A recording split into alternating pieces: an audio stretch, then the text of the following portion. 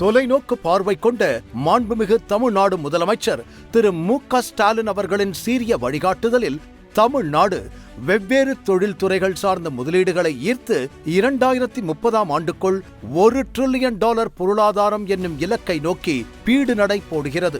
உலக முதலீட்டாளர்கள் மாநாடு 2024 தருணத்தில் ஆம்பர் என்டர்பிரைசஸ் இந்தியா லிமிடெட் நிறுவனத்தின் குழும நிறுவனமான ஆசன்ட் சர்க்கியூட்ஸ் பிரைவேட் லிமிடெட் ரூபாய் 1100 கோடி முதலீட்டை உறுதிப்படுத்தும் வகையில் தமிழ்நாடு அரசுடன் இணைந்தது.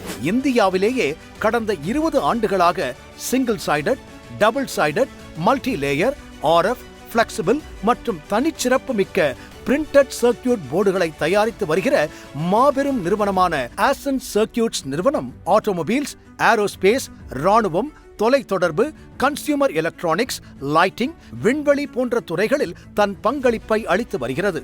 இஸ்ரோவின் சந்திராயன் திட்டங்களுக்கும் இவர்களுடைய PCBக்கள் பங்களிப்பை அளித்துள்ளன என்பது பெருமை அளிக்கும் ஒன்றாகும். இன்று ஹோசூர் எல்காட்டில் ஆசன்ட் சர்க்கியூட்ஸின் கிரீன்ஃபீல்ட் ப்ராஜெக்ட் செயல் திட்டத்தின் கட்டுமானம் தொடங்க உள்ளது.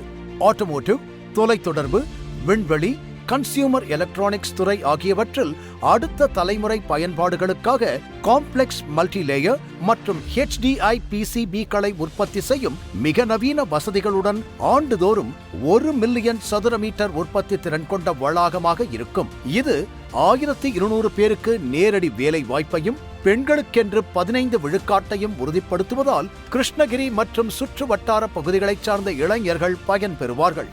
கட்டுமான தொடக்க நிகழ்ச்சியை மாண்புமிகு தமிழ்நாடு முதலமைச்சர் திரு மு.க. ஸ்டாலின் தனது பொற்கரங்களால் தொடங்கி வைத்த இந்த வரலாற்று சிறப்புமிக்க தருணத்தில் ஆசன்ட் நிறுவனம் அவர்களுக்கு உளமார்ந்த நன்றிகளை தெரிவித்துக் கொள்கிறது.